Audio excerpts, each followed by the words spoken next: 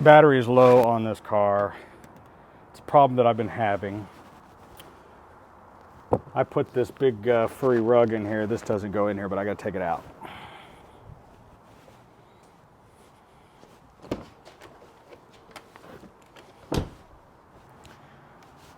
Okay, you have this cover here that goes over your fuse box. When you open this up, you'll find, if you still have everything in here, you'll find your tool kit.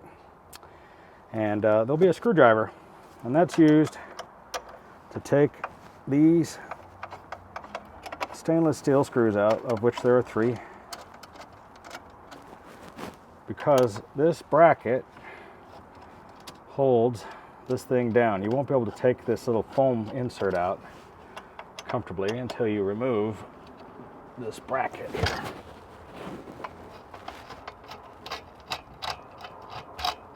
A lot of people are usually missing a lot of this stuff. You have a storage compartment here that I keep things in. How convenient. I still have, you know, my first aid kit and all my stuff in here. This thing is kind of difficult to get out. It's in 2 pieces because this thing is kind of in the way. But this lifts up, not easily. It's a pain in the ass, let's be honest. There we go. That comes out, and then that comes out. And in here you'll see, you might have seen this in one of my previous videos. You have this is your air compressor that runs your air suspension. Then you have this battery, and then you have that battery. You have 2 batteries in here that are required to run this thing. One is an H6, one is an H8. These are both Walmart batteries. Believe it or not, Walmart batteries are pretty good. And these are from 19, so they're pretty old. I mean, they're almost 5 years old now, and they need to be replaced, both of them. Now, crazy enough, you have everything you need to work on this car right here. You have this little wrench that will loosen these battery terminals. You have this screwdriver that will loosen these hold downs. Not very well, but they will. I don't know if, let's see, I don't know if this will go on there. No. It does have a place for a slot, but they just, oh, maybe this will reach here. Let me see. And look at there. Rolls-Royce not messing around. There's some kids over there playing, making a lot of noise.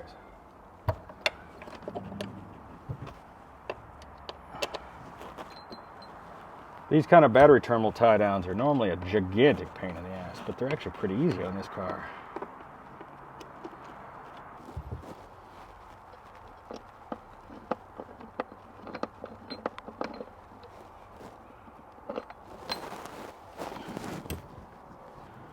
Okay, something I just went and did was I put a 12-volt power supply. It's a NOCO, and one of the options on it is to run it as a power supply.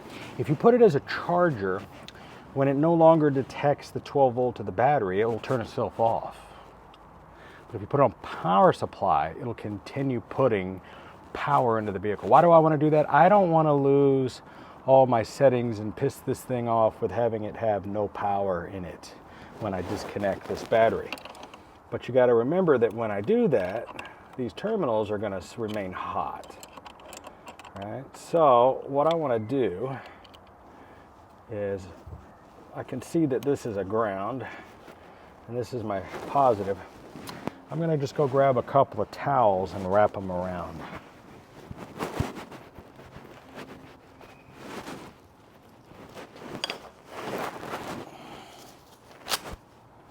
Just a handy dandy rag. And it's starting to get awfully dark, so I need to hurry up.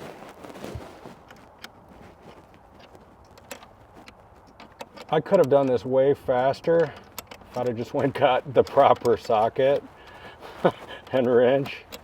But there's something that just seems cool to me that I'm using.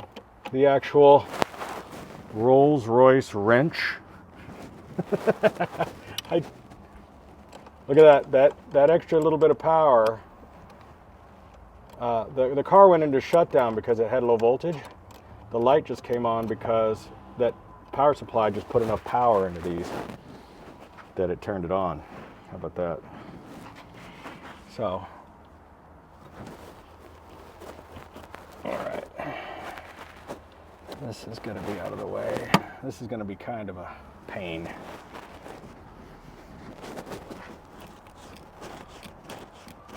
Oh, wow. Okay, so remember, I still got power coming in.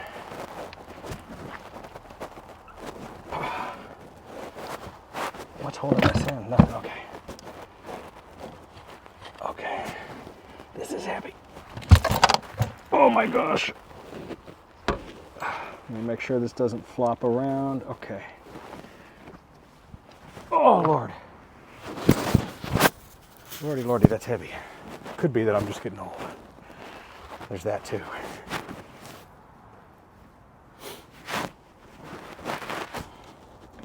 I'm not sure which one of these batteries runs the car versus the coach. And you would understand what I'm talking about. There is a reserve battery that runs the extra stuff in the coach, and then one battery that starts it. And I don't know which is which. The big one or the little one. Oh. Oh. Notice how I still have power. It's because of that power supply. That was very smart. Okay, let's go get some batteries. Now, I'm not going to turn this thing off. I'm not going to close this. I don't want to take any chances. All right, I need to go get the batteries exchanged at Walmart.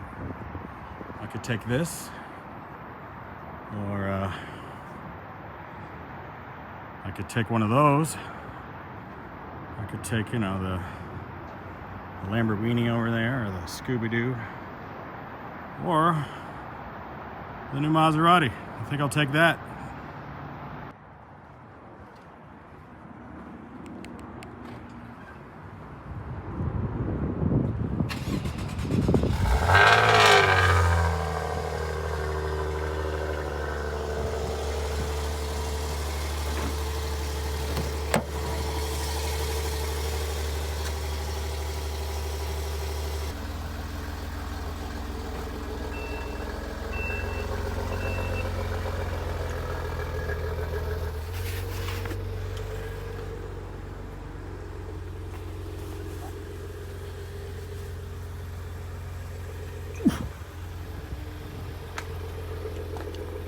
Oh. Yeah.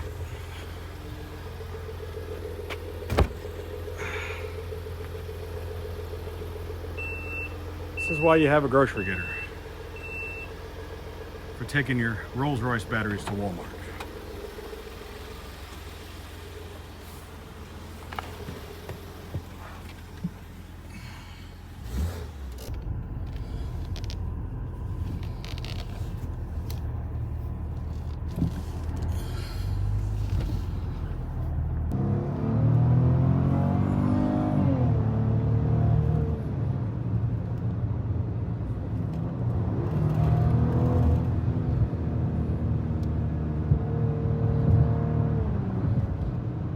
Okay guys, so just exchanged the other ones at Walmart Supercenter. Now you're gonna say, oh, you're gonna put Walmart batteries in your Rolls-Royce. If you've watched any Project Farms videos or any of the other videos that I've seen, the Walmart batteries are actually some of the best. And the proof is in those other Evastars, those were just the regular lead acids and they lasted 5 years. These are the Platinum AGMs, comes with a 4-year warranty. They said I could bring it back without a receipt within 4 years. These are the batteries recommended for the Phantom, an H6 and an H8. They run together, as in the manual says. So these are going to work, and I got 4 years from the date of purchase. So They'll be fine. Whoa. Okay. Oh. Okay. This one has a different handle situation. So.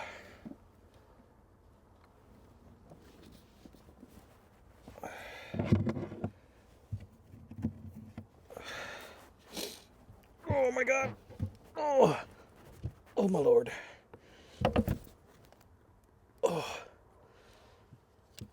I can't let this touch. This is really, you really need a friend to help with this because you can't go around the side. And you're so deep in here. This really sucks because they put these handles on here in such a way that you got to hold it with both hands. And oh.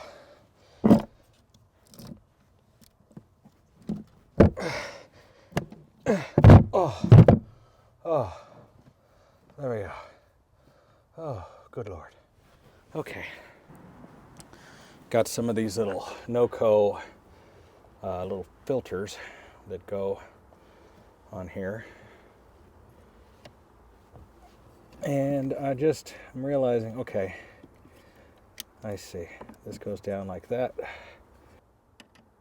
I'm worried that my little power supply idea has failed because the light's been going on and off, but I'm hoping that that's not the power supply, that it's just, hopefully this doesn't spark. Yep, it sparks. Okay. Just a little, okay.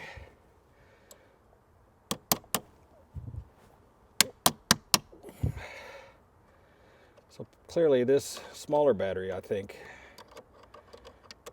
I don't know if this one does the coach and the other one does the battery. It doesn't tell me these things.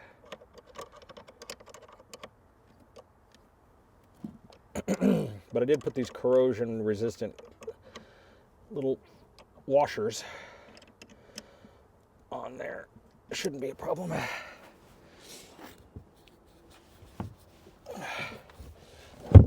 Okay. I've always hated these bracket things that hold the battery down. I mean, I know they're necessary, but I still hate them.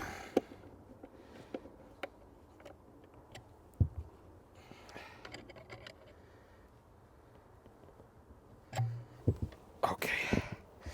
Now it's time for the really bad one. Now maybe make sure this is protected. I can put this up there like that.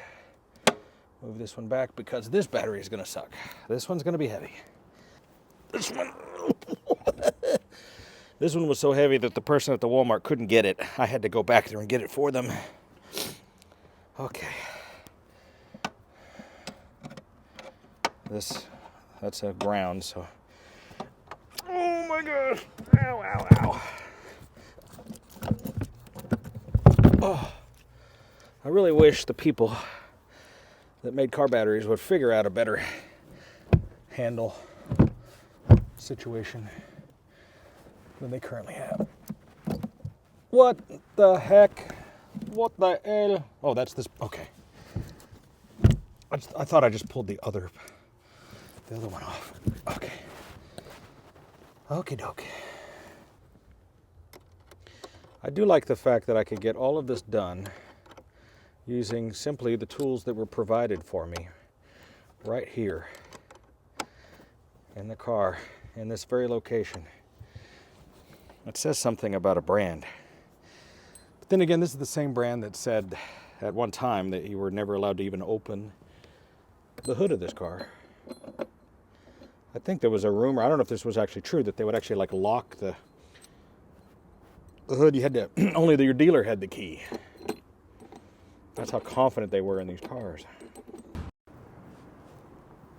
Okay, wonderful. Now just to put all this back, I believe this goes in first here. And it just sets, it rests there. Okay.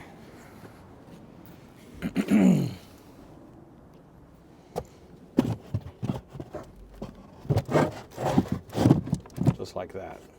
Seems to me like there should be something more here. Just goes like that, I guess. Ah, I see. It should fit that way. I did a video about this. You can go find if you wanted to see what's in these boxes. You have like an emergency key and flares and all those things. If I remember correctly, I threw my extra pieces in here, yes. So I'll need that screwdriver once again. Maybe we'll do a video about this one day, but there's a screw here. That is there. That'll release your parking brake if it ever gets stuck. So there's a lot of important things back here, and you can do all of it with just the tools provided, should you have them. Actually, I had to assemble this kit. When I bought this car, it was missing a lot of these things, as they usually are.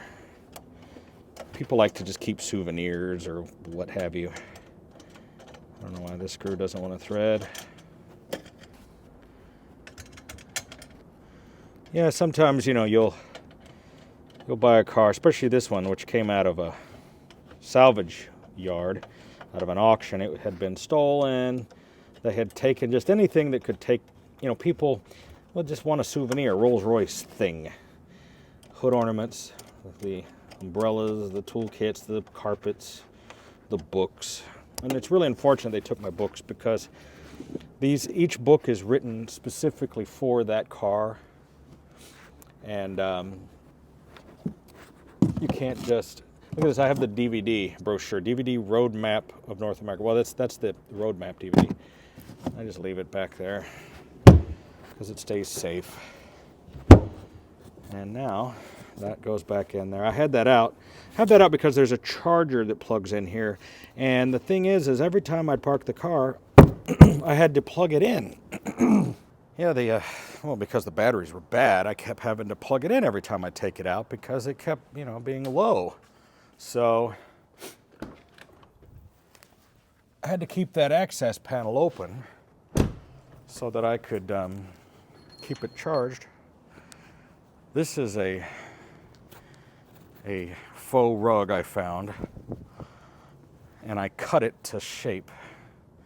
And it kind of matches my wool carpets, but it wasn't much. It was like $100 or something. But people are always really impressed and just fascinated when I open up the trunk, the boot, I should say. I'm sorry. And they find that. Isn't that nice? It wasn't a lot of money, but it's just so impressive because when you see the inside of the car and the wool carpets, and then you see that, like, oh my God, there's even the carpet in the trunk. It didn't cost a lot. This should work fine now. There we go. Ah. It wouldn't open before. Didn't have enough power to even open itself. Let's give it a shot. The key. Ah. Look at that. When all it's opening nice and proud. Like an early morning in your 20s.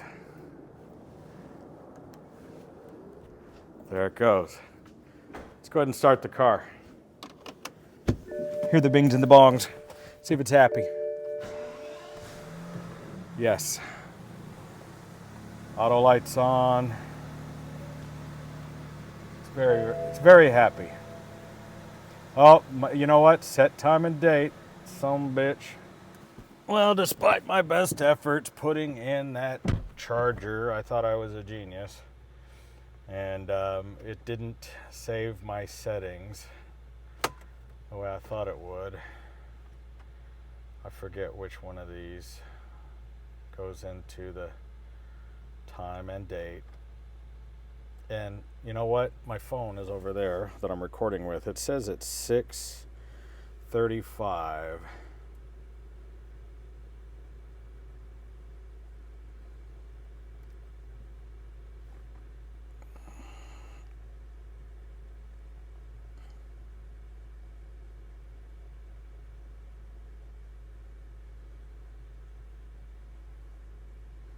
Hope I didn't lose all my other presets.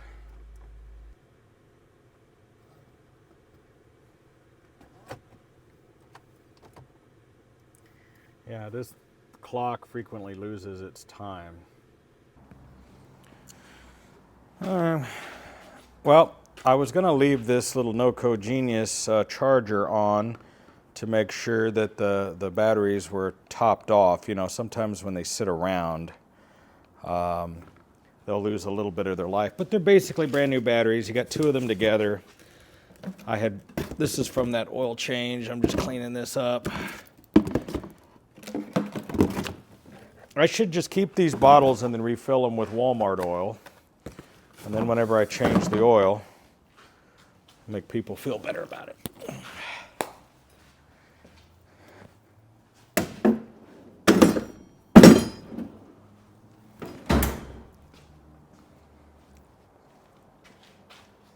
I've seen these ridiculous arguments about like Walmart oil versus this oil, that oil. All the oil comes from the same couple of places. You know, Walmart doesn't have their own refinery. They're buying oil from the same places the other places buy oil. They just buy more of it. They get it cheaper, so they put their own label on it. And the sooner you realize things like that, same thing with gasoline. The gasoline that you buy on the street corner isn't any different than you buy from any place else. They're only coming from a couple of different refineries. It's all coming out of the ground. All right, that's good enough for today. That was the Rolls-Royce battery replacement in the Phantom. So if you happen to have one of these, there you go. You know, it's crazy when every time I say that, because people in the comments will go, oh yeah, look, I'll go to Rolls-Royce Phantom. You know, these cars are getting a little bit cheaper now. Now granted, 80 to 100 grand is still a lot of money, but it's getting to be a lot more affordable. I mean, your average luxury vehicle is going to cost you that much money, and there's people out there like me that are just willing to take a chance. And you know, you could buy a brand new whatever for 100 grand, or you could buy a 20-year-old one of these for 100 grand. And I think that this video and videos like these and guys like myself are proof positive that you can have a car like this if you're just willing to put in a little bit of extra effort. And the bottom line is, even if you had a major catastrophic failure, let's say that you had a complete engine explosion and you had to replace the motor, you can pick up these BMW 760 engines for not crazy money. I mean, you can buy the whole gosh darn car probably for $5,000 or $6,000 for, you know. So yeah, it's not as cheap as maintaining like your Lexus or something, but it's not you know, going to put you out of business. I mean, because if you can afford to buy a luxury car like this for 100 grand, what's another 20 in fixing it? And I know that that's probably funny to say, but in today's world, you know, people are spending 100 grand on a truck, 100 grand on a this, 100 grand on a that. And so not everybody likes to live as ostentatiously as me and drive something as gauche. I'm the kind of person who really enjoys being flashy. I'm dressed down today because I'm working under the car. I'm not going to wear a pair of $2,000 rhinestone Dolce & Gabbana shoes while I'm changing the oil. But I do like to dress up. I do like to go out, and I do like to be flashy and ostentatious. It's fun. It's just a laugh. It's a hoot. And not everybody's into that. There's a lot of people out there that they like to be they like to be super humble. And they go, well, I'm a blue-collared worker. I got dirt under my fingernails. I just drive an old pickup truck. That's not me. Hey, if that's what you want to do, go for it. You be you. This is what I want to do. This is my dream. This is what I enjoy. I love this car. I didn't buy this car for the status symbol of it, although that's a nice byproduct. I bought it because it's just one of the most amazing riding experiences that you'll ever have. And when people get in this car and they ride in the back, they just go, wow, this is quite the experience. I'm riding on a cloud. What an amazing car. And that, to me, is, you know, it's the opposite of when you crawl into the Countach over there and you're just, you know, it's a completely different thing. It's like the difference between sitting on a nice, comfortable couch easy chair or riding on a roller coaster. Some people want to do one, some people want to do the other. I prefer the nice, soft, comfortable ride. So there you go. So if you're also into these and this is your dream car, I'm telling you, it's not that far away to having one. And with videos like this, you'll learn how to take care of it just like I have. I'm not a super rich guy. I'm just really stupid. All right, thanks for tuning in. I'm Videobob.